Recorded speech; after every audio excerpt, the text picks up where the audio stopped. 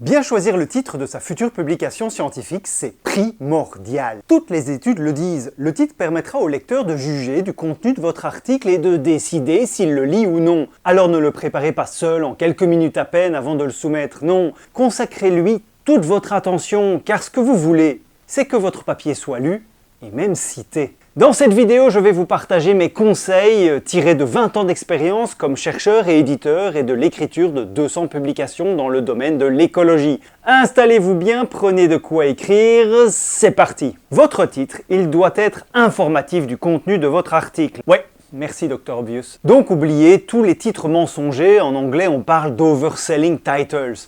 Ce sont ces titres qui font croire au lecteur que vous avez découvert la licorne, la vie sur Mars ou encore la molécule contre la bêtise humaine. Votre titre doit susciter la curiosité du lecteur, lui donner envie de cliquer dessus pour aller lire le résumé. Et vous me direz, comment est-ce qu'on fait ça? Eh bien, premier conseil, préparez un titre court. Dans un article datant de 2012, des chercheurs ont démontré une corrélation évidente entre la taille du titre et le nombre de citations que l'article reçoit. Les chercheurs rappellent qu'un titre trop long pousse les lecteurs à décider délibérément de ne pas le lire du tout. Et quand ils le lisent, ils ne le lisent pas jusqu'au bout. Donc forcément, vos chances de les voir arriver au résumé sont maigres. Oui, mais c'est quoi un article trop long?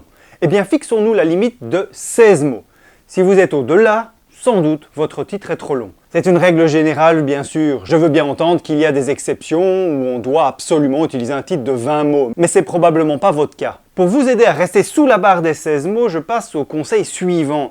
Évitez ce qu'on appelle en anglais les filler words, c'est-à-dire les mots de remplissage. Ce sont ces mots qui n'apportent aucune information, mais qui sont là pour débuter le titre ou qui lient les mots importants les uns aux autres. Vous voulez un exemple du début de titre bien pourri? Study of. Ah, je déteste les titres qui commencent par study of. Ces deux mots ne servent à rien. On le sait bien que tu as fait une étude, sinon tu serais pas là avec ce manuscrit. Des exemples comme ça, il y en a plein.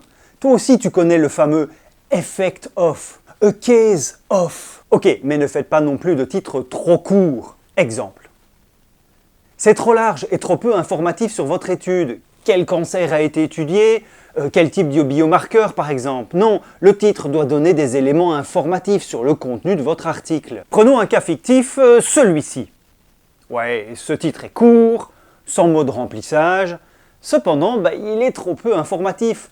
On veut savoir quelle action, quel antibiotique, quelle bactérie. Je préférerais plutôt un titre comme celui-ci. Ça c'est un titre qui claque.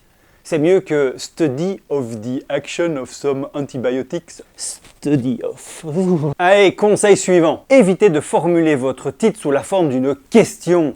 Ouais, j'imagine que celui-là, c'est surtout une opinion personnelle. Souvent, quand on formule une question dans le titre, c'est parce que la réponse n'est pas vraiment apportée par l'étude ou que les conclusions sont pas évidentes à tirer. Je préfère clairement recevoir la réponse à la question dans le titre plutôt que de devoir ouvrir le résumé et découvrir ça par moi-même. Je vous disais plutôt d'éviter les titres qui survendent votre article.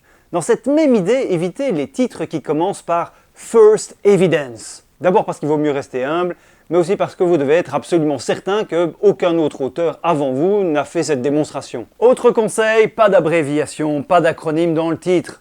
Si un acronyme est évident pour vous, il ne l'est peut-être pas pour une personne qui n'a pas votre expérience, votre culture, votre langue ou encore votre domaine d'expertise. Ouais, évidemment, il y a des exceptions pour des abréviations ultra utilisées comme DNA ou HPLC. Pas d'acronyme, pas de données numériques non plus dans le titre. Vous ferez cela dans le résumé. Si vous travaillez sur du vivant, alors de préférence mentionnez le nom latin de l'organisme sur lequel vous travaillez.